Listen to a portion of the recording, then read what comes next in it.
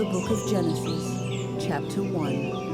In the beginning, God created the heavens and the earth. The earth was formless and empty, and darkness covered the deep waters. And the Spirit of God was hovering over the surface of the waters. Then God said, "Let there be light," and there was light. And God saw that the light was good. Then he separated the light from the darkness.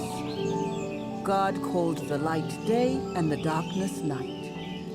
And evening passed and morning came, marking the first day. Then God said, "Let there be a space between the waters to separate the waters of the heavens from the waters of the earth." And that is what happened. God made this space to separate the waters of the earth from the waters of the heavens. God called the space sky. And evening passed and morning came, marking the second day. Then God said, "Let the waters beneath the sky flow together into one place, so dry ground may appear." And that is what happened. God called the dry ground land and the waters seas.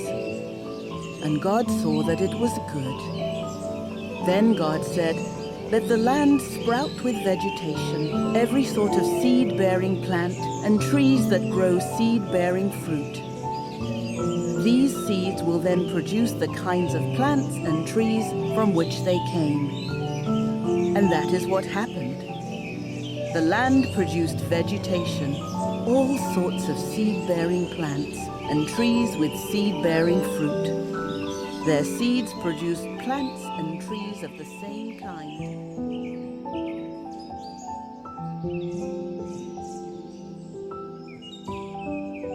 Marking the third day. Then God said, "Let lights appear in the sky to separate the day from the night. Let them be signs to mark the seasons, days, and years. Let these lights in the sky shine down on the earth." And that is what happened. God made two great lights, the larger one to govern the day and the smaller one to govern the night.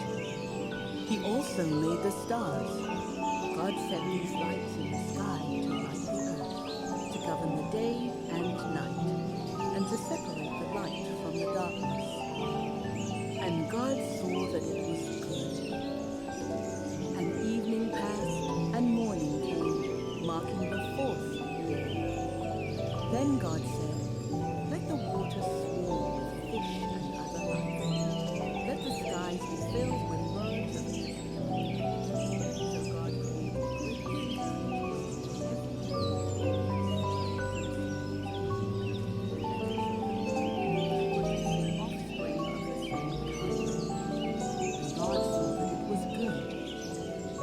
Then God blessed them, saying, "Be fruitful and multiply. Let the fish fill the seas, and let the birds multiply on the earth." And evening passed, and morning came, marking the fifth day.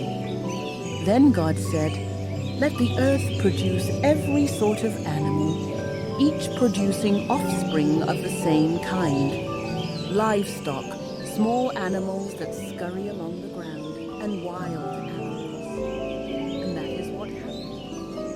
God made all sorts of wild animals, livestock, and small animals,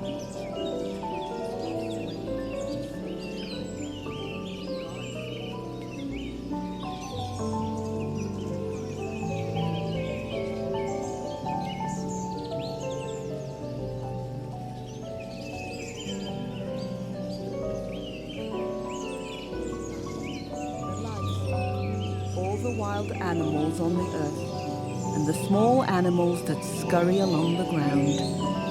So God created human beings in his own image. In the image of God he created them. Male and female he created them.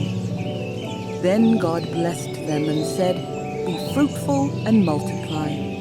Fill the earth and govern it. Reign over the fish in the sea, the birds in the sky, and all the animals that scurry along the ground. Then God said, "Look, I have given you every seed-bearing plant throughout the earth, and all the fruit trees for your food. And I have given every green plant as food for all the wild animals.